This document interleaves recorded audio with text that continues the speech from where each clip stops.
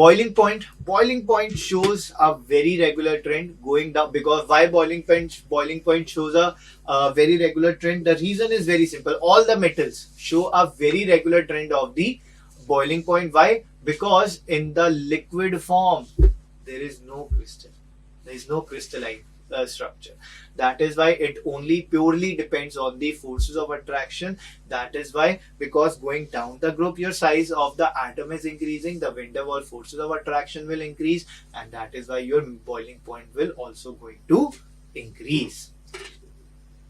Our next property is the catenation. What do people know about catenation? Catenation is the most catenating element is what? Our carbon. We are made of carbon right now. Carbon can form very long chain, right? Carbon can make very long chain, and afterwards sulfur can show the catenation to a very good extent.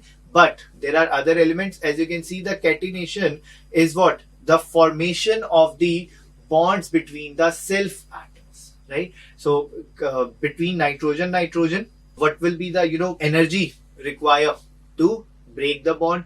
More is the energy required to break the bond, more will be the catenating tendency. Carbon, because to break a carbon bond, you have to give a lot of energy. That is why carbon shows a very extensive catenation. So if I'm giving you more examples, as you can see over here, the bond energy of the carbon bond is 353.3. For nitrogen, you can see it is almost half, even less than half of it. Then for phosphorus it is 201, then arsenic it is 147. Now this question I can ask you, why it is? So why we are watching this trend that the catenating is what? Phosphorus is more than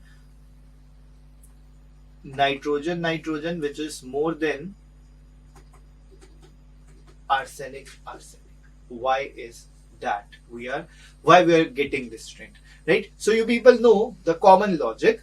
Going down the group, what happens? What is first of all catenation, right? So your orbitals overlap. Going down the group, the size of the orbital, what happens to it? The size of the orbital increases. That is why the overlap, right? That is why the overlap will be what? The overlap will be very weak, and that is why the energy required to break the bond will be very less, and that is why the catenating tendency will be very low. So the expected trend would have been, if I would have expected it from this logic, nitrogen should be very less than phosphorus, which should be very less than that of the arsenic. Oh, sorry, I have written opposite. Because going down the group, the size of the orbital is decreasing. If the size of orbital is decreasing, what is going to happen?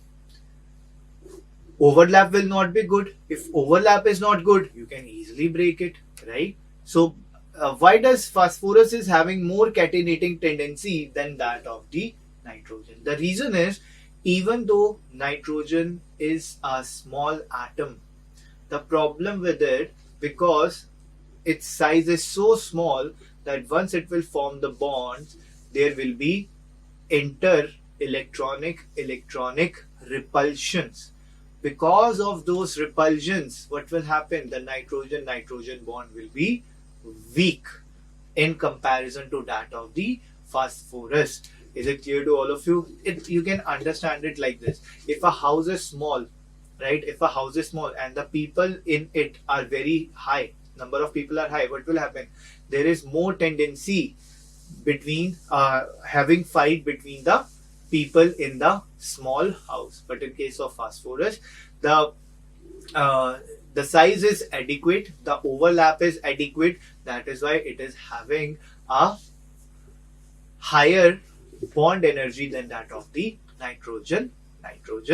But again, arsenic will be having low. Why? Because the size is too much increase and the size of orbital is too much increase, that now the overlap is not effective, right? So let's see our next property.